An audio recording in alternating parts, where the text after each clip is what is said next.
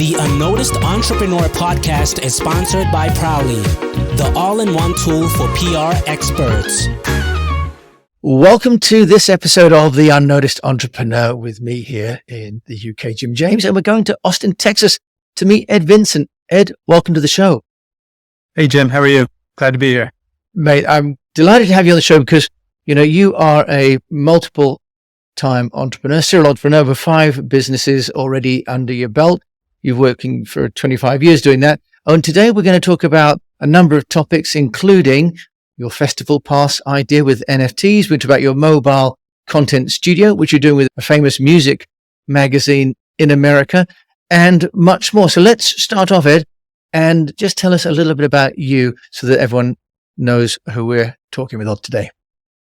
Sure. So I think you opened with a little bit about it. I'm a 25-year entrepreneur. Actually was an investment banker prior to that. Jumped in 1999 to start my first e-commerce company. And that was in the early days of the internet 1.0. Had that company for a couple of years. We sold things that made cities famous. So if anybody's been to New York City, we would ship New York City pizza and bagels overnight. We'd ship, ribs from Chicago or Boston lobsters and seafood from Boston. It was a lot of fun. But we built that company, sold it a couple of years later. And then I moved into a service-based business, which was a experiential marketing firm. It was about a 70-person, and we had a lot of fun. It was one of my most fun businesses I had. Ran it for about 8 years through the 2000s. And we'd bring a lot of big major brands to a lot of live events. Those live events were concerts or festivals.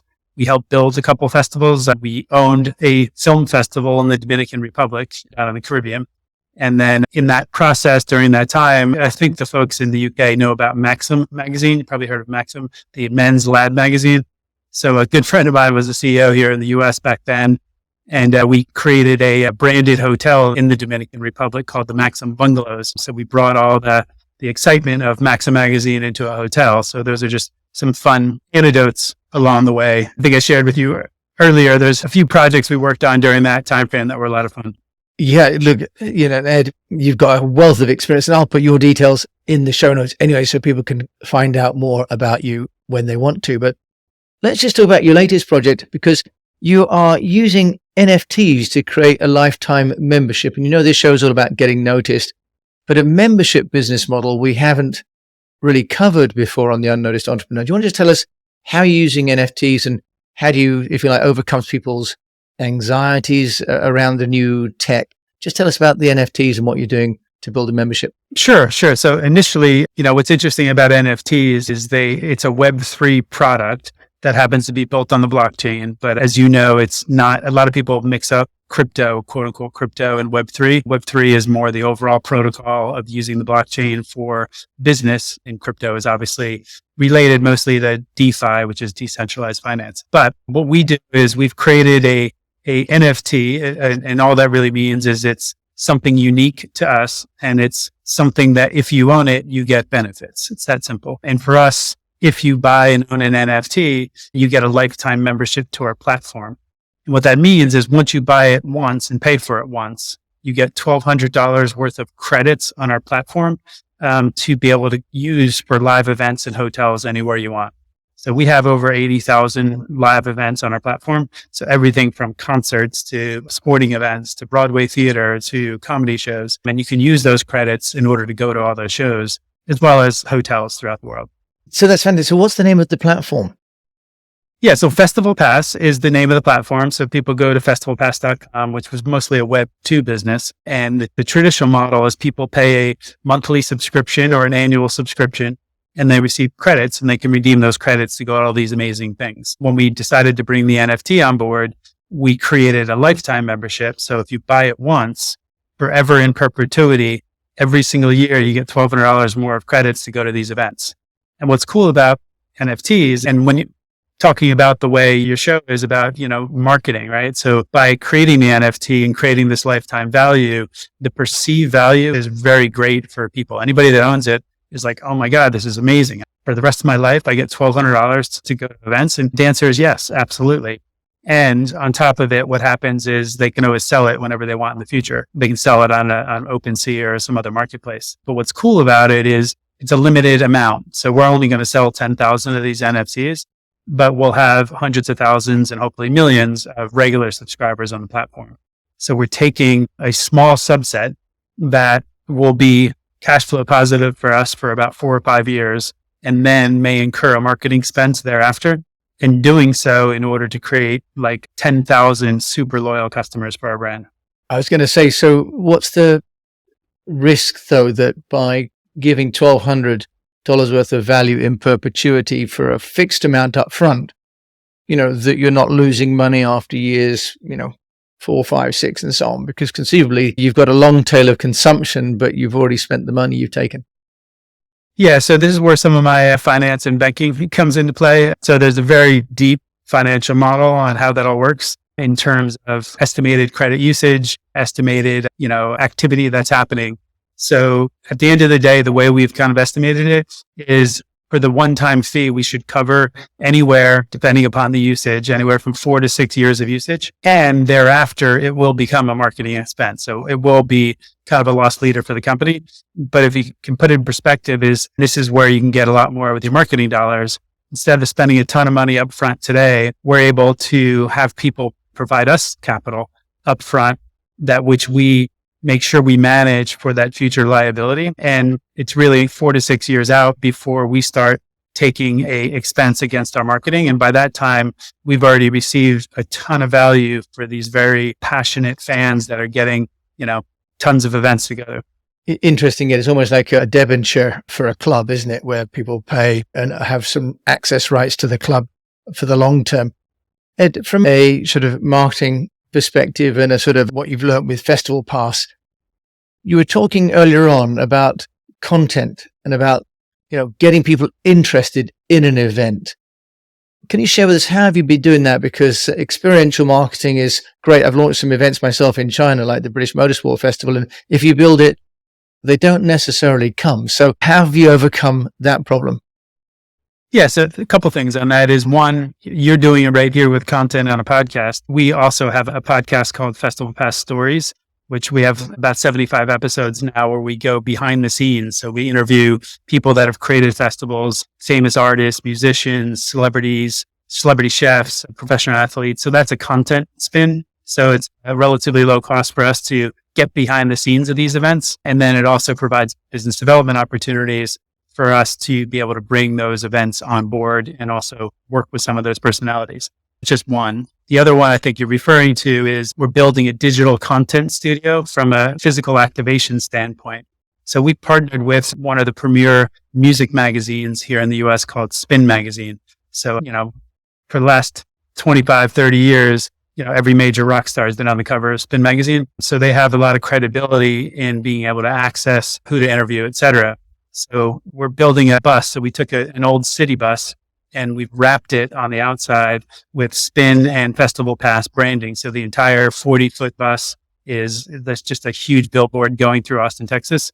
And then inside, we've split it in half. In the back half, we've created a soundproof studio. So we've made it so that there's a nice big leather couch in the back, and there's all the camera equipment and the soundproofing in the bus. So we're bringing that South by Southwest, which is a huge festival that brings hundreds of thousands of people to Austin next month. And we're going to use it to interview all of the rock stars that come through and utilize that content for many things.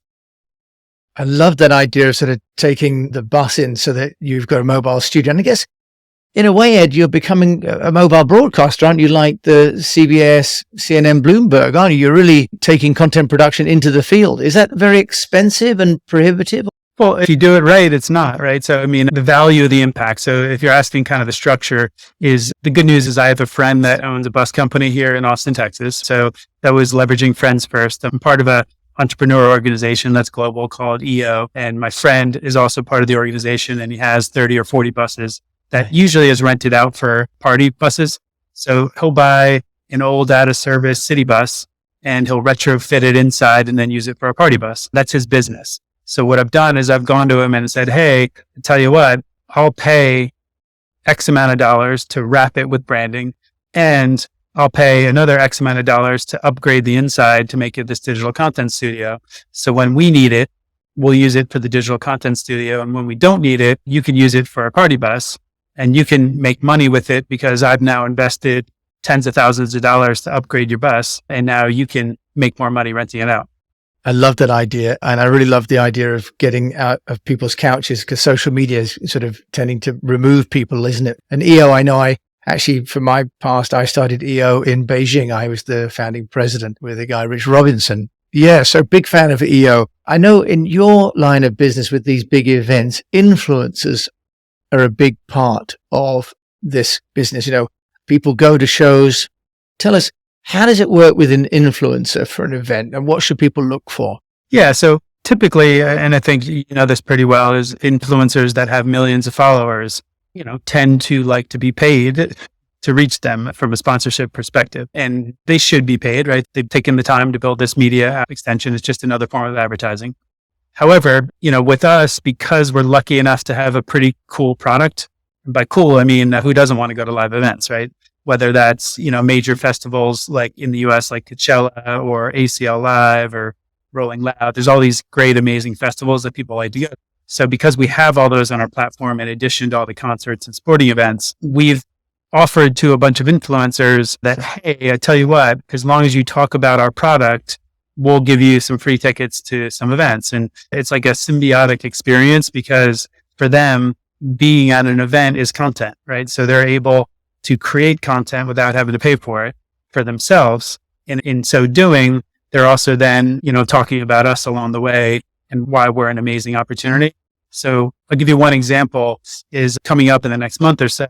There's Coachella is a big festival, right? So that's going to happen, I think, in April. And we're going to have a lot of influencers that all want to go to Coachella, and they're going to talk about our lifetime membership. So they're going to talk about it and say like, hey, you know what? I was looking for my ticket to Coachella. I didn't know where to go. And I stumbled across this thing called festivalPass. And I got a life hack for you. If you buy their lifetime membership, you get your ticket to Coachella this year. And then every year for the rest of your life, you get a free ticket to Coachella. It's just a great spin and a great way for them to promote it. Yes, that's lovely. So you really, I guess in traditional terms, you're doing a barter, aren't you, Ed? Now, over 25 years, you've had 5 companies, you've exited them successfully.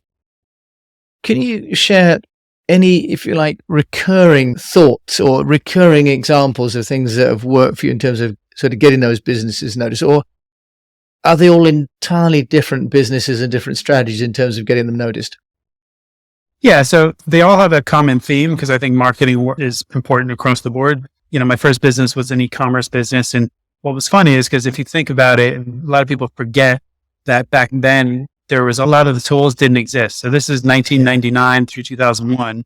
So in order to get noticed, we couldn't just go on a search engine and buy AdWords. It didn't exist. Google didn't exist. Facebook didn't exist. So it was funny because back then we would do barter deals with magazines to get ad pages and stuff like that, because that was really the only way to get your brand out. We'd also do silly things like stand in front of a big morning show window in New York City with big signs, with our brand on it, even just in case the camera passed over it and saw it. But usually those are the things you had to do back in the day. So a lot of just grassroots, just do whatever's necessary to get it done.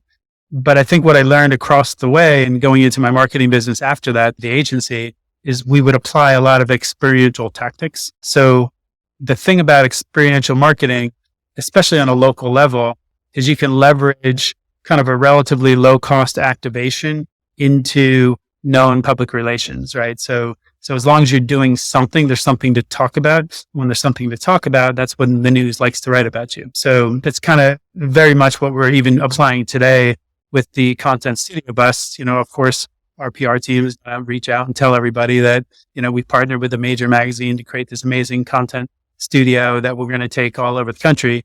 And that's the exact kind of thing people want to write about and learn about. I love that. And so just you use the term experiential marketing, obviously with fluency. For those of us that are not so familiar, just explain when you say experiential marketing. Maybe I'm just asking a silly question here, but for the uninitiated, what does that mean?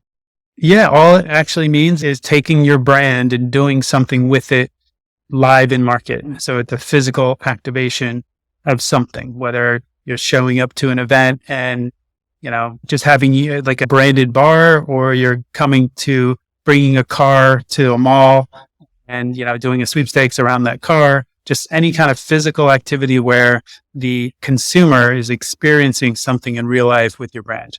Okay. And I think it's a really good point in this day and age that we do need to get the brand into the marketplace. Ed Vincent over there in Austin, Texas, just tell us then a little bit about, your view, if you've got a view of what has worked consistently. We talked a bit about experiential marketing, but if you were to say to a fellow unnoticed entrepreneur like me, what can they do to get noticed? What would that be? Yeah, I think one of the things, and I'm just begrudgingly learning it again now, which I should have remembered from the old days, but the idea that starting locally in order to grow globally is super important for almost all brands, meaning that sometimes when people launch something, they think it's just easier to let everybody get to it, whether that's nationally or globally or whatever it is. And when you do that, what's hard is that you're not deep on anything, right? So even if you're using paid advertising or anything, what's happening is you're getting a little bit of depth across a wide scale. And usually the best way to launch any brand, especially from a cost-effective standpoint, is to go deep with whether it's a specific geography, whether it's a specific audience, whether it's a specific vertical. Just a simple idea that if you can get it right and you have a fan base in one vertical, then it's much easier to replicate that elsewhere. And I'm learning that again myself because we launched festivalPass nationally. So we have events in every state and city throughout the US and hotels globally. But what happens, right, is when we have members join, we have, a few thousand from one city, a few thousand from another city, a few thousand from another city. And it doesn't give us that leverage of membership in a concentrated environment. So for us, we're doubling down now on local. So that's what the content studio bus will help us do, is to have a massive presence locally. And if it works, we're going to take that experience elsewhere. And once you have a physical thing local, you can add public relations to it, you can add paid media to it, and you can do it on a geographic level or a target audience level. That's a really interesting point. Do you think that we're going global too quickly just because we can, because of technology? Or do you think, is that ego? Why do you think people are going global before they're going local?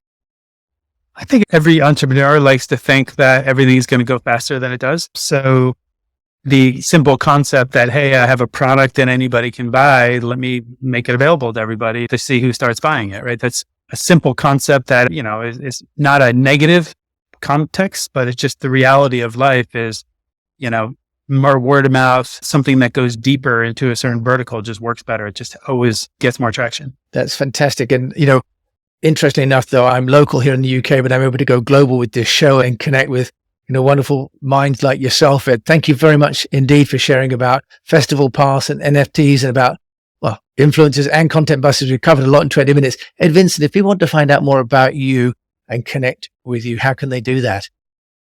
Yeah. So first the brand. So festivalpass.com. On any of the socials, it's at festivalPass. So that's across, Instagram, TikTok, Facebook, etc. Me personally, I'm mostly on a business side on LinkedIn. You can just search me on LinkedIn and I'll pop up. And then I don't actively personally do a lot on social in terms of like Instagram and et cetera, but I'm just Ed Vincent NYC is where I'm at. Okay. So presumably New York City, but now you're based in Austin. Yes. That was right? A pandemic move. I've been here for about 3 years. Okay. Sounds like Austin's the place now in America where a lot of people have gravitated. Ed Vincent, thanks so much for joining me today on the UnNoticed Entrepreneur Show. It's been a real pleasure to learn so much across really a new area for me and some great guidance about getting local before going global and experiential, plus what NFTs are. Thank you so much. Awesome. Thanks, Jim. You've been listening to Ed Vincent from festivalPass over there in Austin, Texas, and I'll include his details. And hope you've enjoyed this show. If you have, please do share it with a fellow entrepreneur. Rate it on your player if you can. And look out for the new book, The UnNoticed Entrepreneur, which is now launched and is available on all your bookstores. And my mission is to help the unnoticed entrepreneur meet and find out from great minds like Ed Vincent how to get noticed. I hope we've done that today. Thank you for joining me on the UnNoticed Entrepreneur Show. The UnNoticed Entrepreneur podcast is sponsored by a company called Prowly. Prowly is an all-in-one software for leveraging your public relations activities. Find media contacts, send out press releases, and get more coverage while saving time and money on everyday tasks. Check it out, prowly.com.